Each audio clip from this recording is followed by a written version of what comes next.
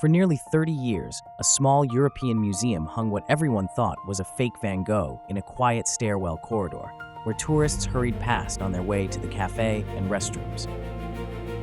Back in the late 1970s, the cash-strapped museum politely accepted the painting as a school of Van Gogh imitation, insured it for little, and placed it on two simple hooks with no glass, no guard, and no alarm. School groups, tourists, and art students treated it like background decoration, snapping quick photos, sketching it for practice, never imagining that the thick, swirling colors might be the real hand of Vincent van Gogh.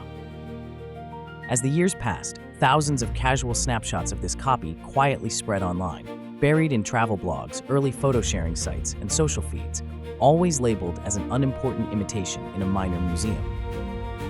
In 2012, an art history graduate student studying brushstroke patterns zoomed in on one of those random web photos and saw something that shouldn't have been there. The nervous blues, acidic yellows, and layered strokes she knew from real Van Goghs.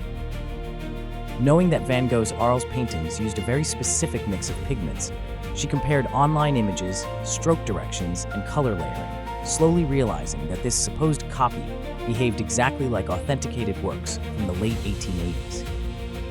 When she wrote the museum, curators were politely skeptical, used to wild claims, but her overlays, pigment research, and references to recently re-authenticated works like Sunset at Montmajour finally convinced them to allow a full technical examination.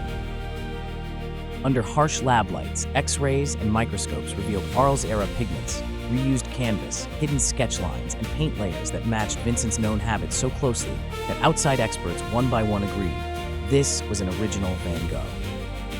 Overnight, the forgotten corridor painting moved into a climate-controlled gallery behind alarms and cameras, its label quietly upgraded to one electrifying word, authentic, and its insurance value soaring into the millions.